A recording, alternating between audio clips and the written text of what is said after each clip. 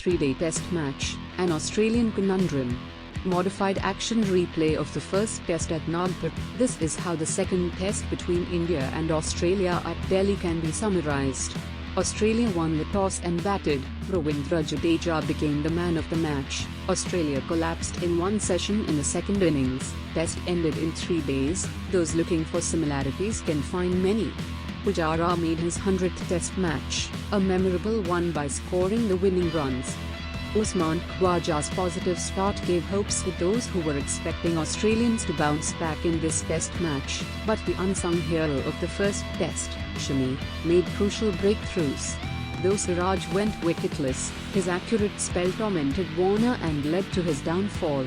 The effect of Warner's inability to give a flying start to Australian innings was conspicuous in the first test at Nagpur, and this was no different in Delhi.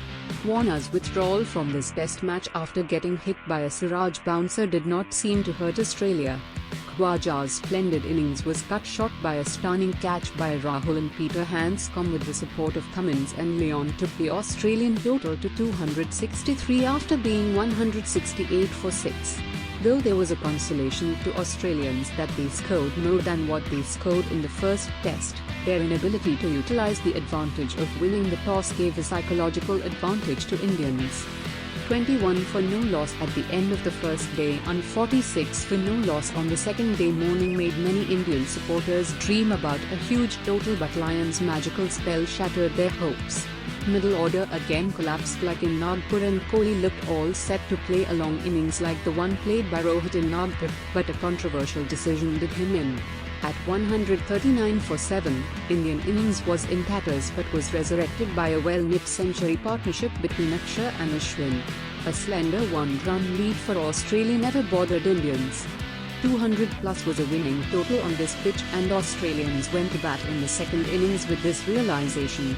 Travis Head, who opened in place of Warner, was determined to turn the match on its head with his aggressive batting.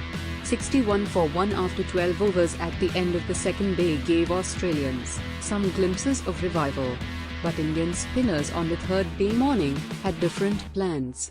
Jadeja and Ashwin decimated the Australian batsmen, who came with a premeditated plan to sweep Indian spinners. Australian shot selection was pathetic, and failure of batsmen like Smith with proven credentials against spin bowling in India surprised many. 113 all out after being 85 for 2 depicted the intensity of Australian collapse. Though 115 was never a challenging target, Australian collapse in the morning made many expect a twist in the tail. Rohit gave a flying start, and Bharat played a little cameo at the end and enabled Pujara to hit the winning runs.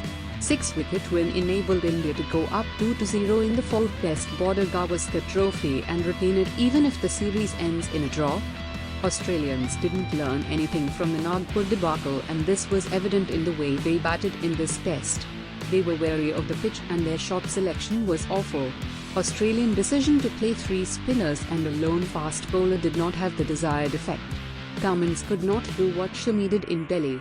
For the second time in a row, it was the trio of Indian spin all-rounders, Jadeja, Akshar and Ashwin, JAR, which defeated the Australians with the ball and the bat.